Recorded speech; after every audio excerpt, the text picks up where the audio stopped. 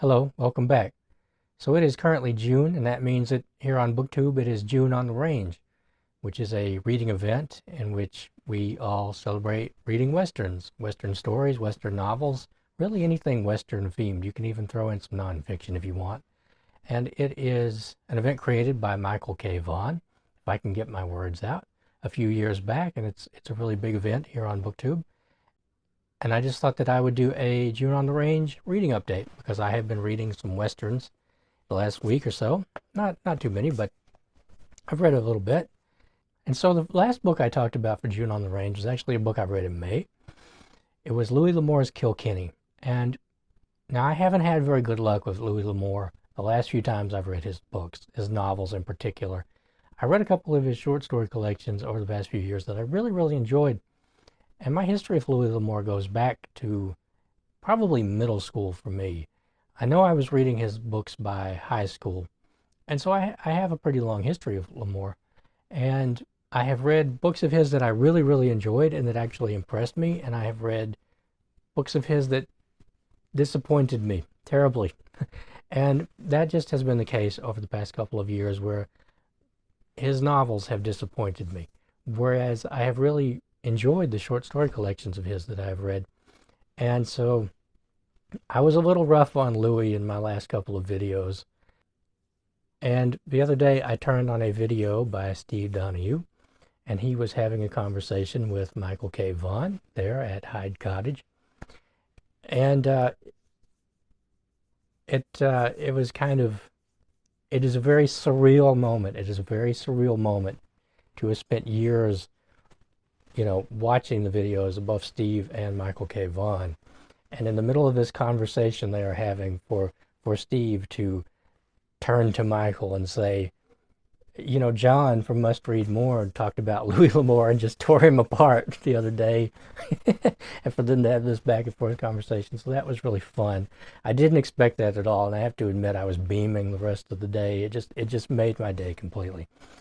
And so I had actually already finished the book I'm about to talk about, which is Louis L'Amour's Tucker. And so I have to admit that when I started this book, coming off of Kilkenny, I wasn't expecting much from this book.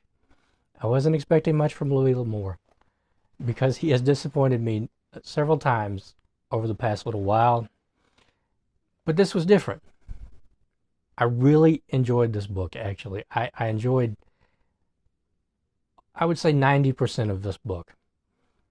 And so the whole idea of this is that it is about a young man named Tucker. He's 17 years old. And he has went with his father. They have herded a bunch of cattle up north, and they have sold them all off, and they have $20,000 in gold in a bag on, I think on his father's horse's saddle.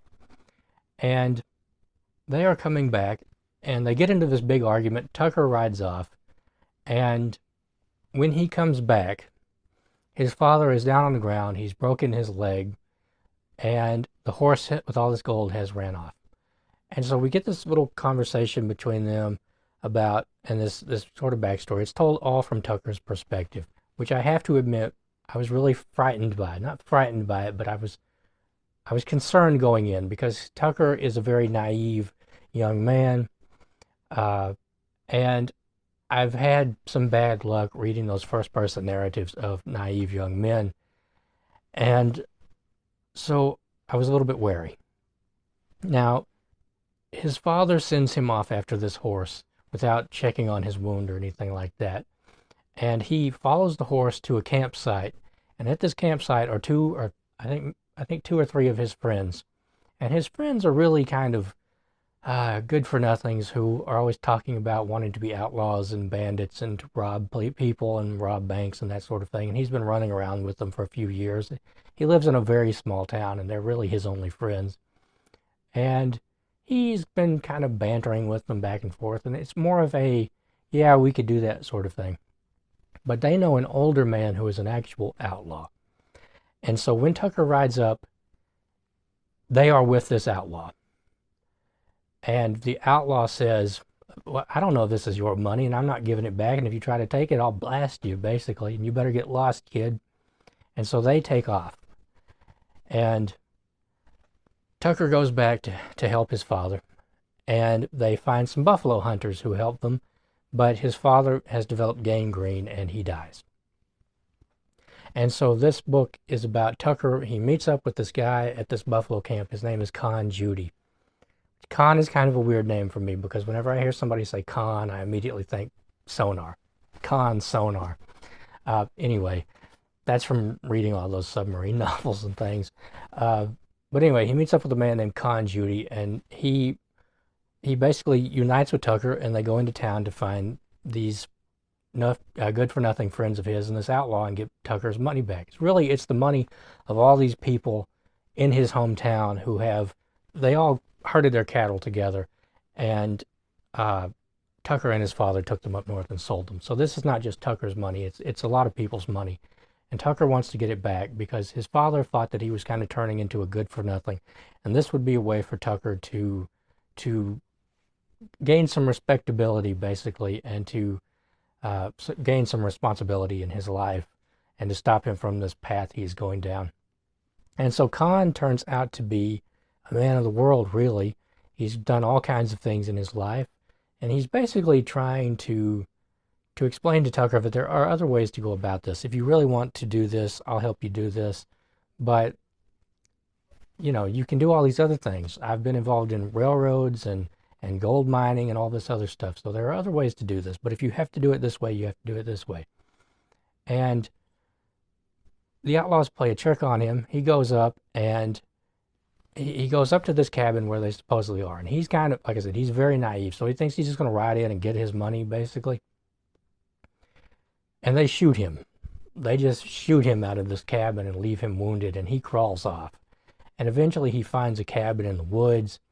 And he meets these two people who live in this cabin, and one of them is a girl named Vashti, I think, and he basically is smitten, and so there's your romance plot. And the rest of this book is Tucker chasing after these outlaws up and down for 6 months, town to town, all through the West, Colorado, I think New Mexico and Arizona into California, or maybe they go through Utah and Nevada. I'm not particularly sure. The book really doesn't spell it out because there is a 6-month period that is condensed. So everywhere they go, Tucker follows them, right? And they have met up with this lady of the night, shall we say, and she is a really bad person, and she is always trying to get these outlaws to kill Tucker and to do all these other bad things. And eventually she gets tired of being chased by Tucker, and she takes off for Los Angeles, and Tucker knows that they are going to follow her to Los Angeles. So he goes after Ruby. Her name is Ruby, and he waits there for them. And so other things develop. He meets all these different people. He gets into all these gunfights with them and everything. He chases them all the way up towards Oregon. And it was actually really entertaining. It was really good, and I enjoyed it. And just going along on this chase was really interesting, actually. I had a few issues with it, but I'll talk about that in a minute. And so I thought this was really interesting. One thing that kind of was strange to me was that people kept telling Tucker, like, you're wasting your life, your time's ticking away, and you really should set down roots and try to get yourself a job. And it's like, the kid's 17 and it's only 6 months. Like, calm down, right? There's not really as big of a rush as you think there are. And Tucker is trying to get this money back and to help all these people back home. And let's be real here. $20,000 in the Old West is a lot of money. He's never going to be able to work that back unless he finds this gold. Or maybe if he finds some gold or something of that nature, goes prospecting, but it's very unlikely. So this is really the only way he can pay these people back, and their protests are kind of odd. As he's chasing these people, you're kind of thinking to yourself, well, okay, they have $20,000 in gold. I bet they've spent a lot of it so far. I think the biggest flaw for me personally in this book was that they have $20,000 in gold. There are 3 of them. And Sharp's rifles were $30. I looked this up. Sharps rifles in this era were $30 brand new. So a Sharps rifle was a 45-70. I think sometimes you could buy them in 45-90 or 45-110, which is to say a bullet about that long, right? About that long, which that, something about like that.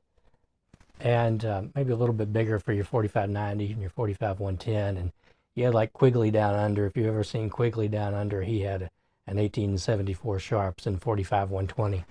So, and Quigley made the bucket shot, right, which is 700 some odd yards. And I've seen other people make the real bucket shot, 700 yards with the Sharps rifle.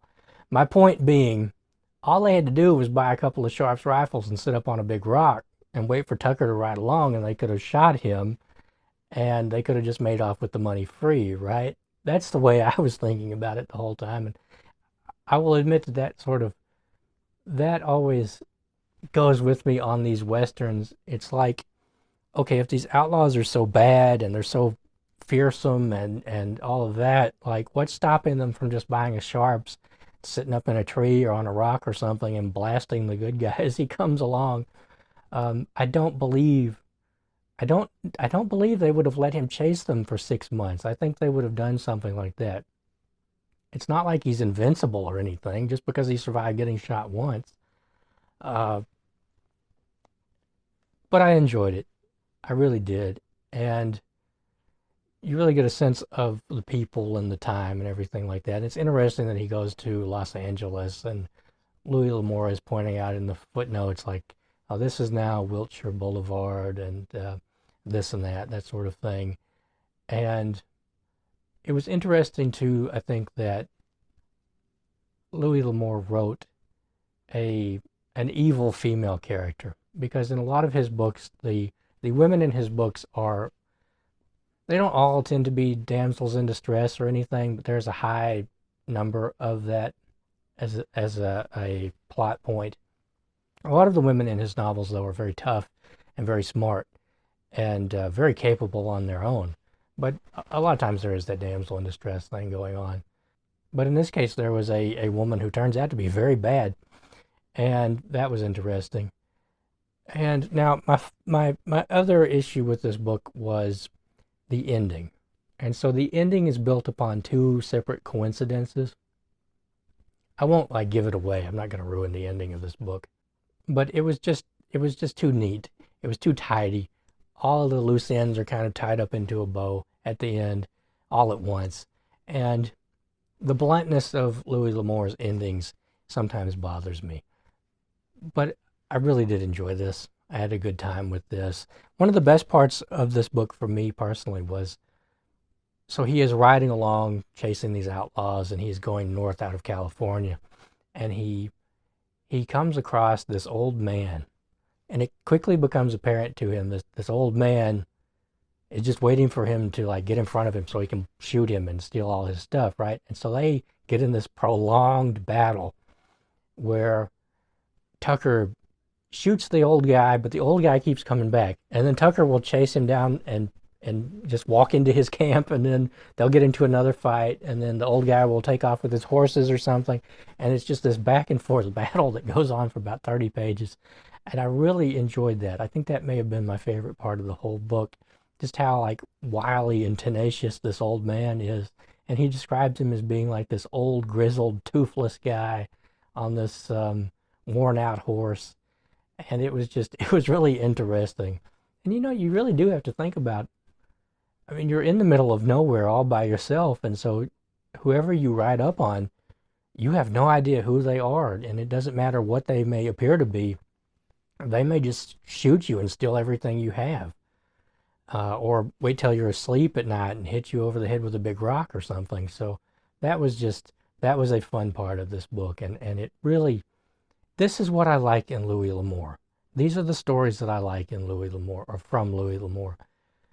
And this is L'Amour. I won't say that it was him at his best, but it was definitely up there. And I would love to read more good books by Louis L'Amour, and that is the reason I keep returning to his books. I know that the good ones are out there. It's just that, like I said, he wrote so many that it is a lot more likely to stumble on a bad one than a good one, unfortunately. But they can't all be winners like Tucker here. And so I've also been reading some of his stories, Louis L'Amour's stories from Buckskin Run. I've only read 3 so far. So I have read The Ghosts of Buckskin Run, No Trouble for the Cactus Kid, and Horse Heaven. And they're interspersed with like historical notes that he finds of interest about people who are entirely unrelated to these stories. Um, I didn't really care for The Ghosts of Buckskin Run or No Trouble for the Cactus Kid because the quality of them just wasn't all that great. It was very fast paced and maybe too fast paced, so that there is a tendency for the characters in Louis L'Amour novels to become very, very well acquainted with the people in these small towns like overnight. Instantly, the moment they ride in on their horse, they know everybody and they know all the angles. I mean, I understand these are short stories, but he also did that in his novels, and it's something that I just don't like. It takes time to get to know other people and whether or not you can trust them. It's not dependent on their hat or their boots or whatever, or whichever ranch they are riding for. Um, trust, I would imagine that trust in the Old West was not that easily earned as it is in these books. Um, Now the last one, what was it called? Horse Heaven, which is the name of a ranch in this book. That was pretty good. It was kind of a Old West mystery story where a man rides into town and he discovers he was supposed to meet his brother at this cave, and he discovers instead a corpse. Now he was supposed to meet his brother at this place like years before, and he didn't make it, which was a little bit odd. Like his brother sent him a letter that said, "Hey, I'm having some trouble. I need you here." And he was like, "Oh, well, it doesn't sound like a big deal to me. I better ride around on my horse for a couple of years here and herd these cattle and speculate for some gold. Then I'll go help him." And it's kind of like, that's a little odd. I mean, he asked for your help. But anyway, so he comes into town and he basically has to solve his brother's murder and get back what was taken from his brother and from him. And I really enjoyed that. And so that is what I have been reading for June on the Range. And so I thought I would just show some books that I'm thinking about reading. I almost started this one, Matt Brown. Someone informed me how to pronounce his name. That was very nice of you. Thank you. And I just started like the first page of this, and I didn't get very far into it. Not because it wasn't good or anything, but I think I was just really tired, and I like read a page and then I went to sleep basically. Uh, so I'm not sure if I'm going to read this one next or this one. So I forgot to show this one the other day, but this is Long Arm and the Big Shootout. This is number 85. I'll just read the back here. A swampy roosting ground for wild geese was the site for the big shootout, a $10,000 contest for the gunslick who could bag the most birds in a day. Long Arm was sent to the Arkansas Delta country to keep his eyes peeled for trouble.